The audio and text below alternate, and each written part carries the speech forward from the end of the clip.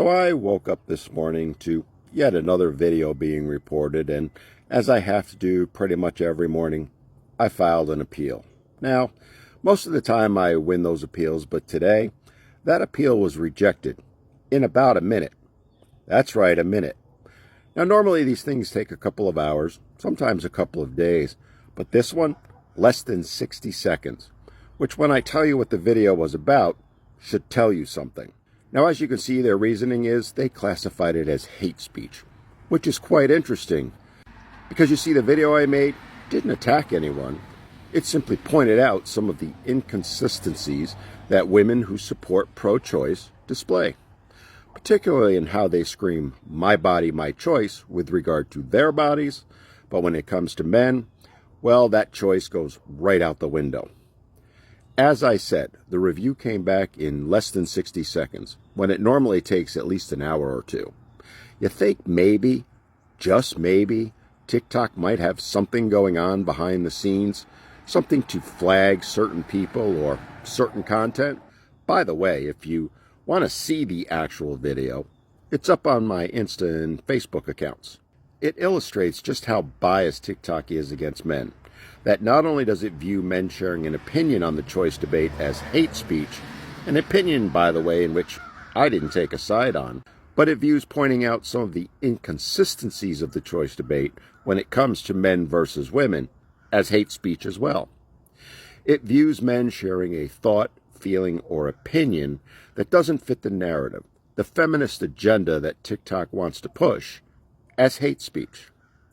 This from a company who has filed a federal lawsuit claiming they shouldn't be banned because the First Amendment and right to free speech. Their lawyers actually argued in court that banning TikTok is tantamount to censorship, all while they are censoring the free speech of those they don't agree with.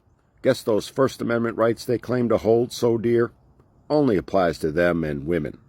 Men having an opinion on what happens to their bodies, well, as I said, that's hate speech, and it must be silenced, must be censored.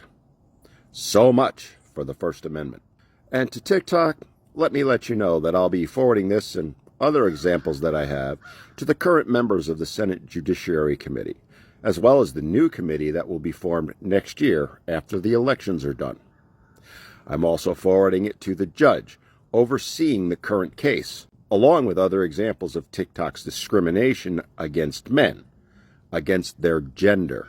It's too late to file an amicus brief in that case, but others have along similar lines, so hopefully those will be listened to.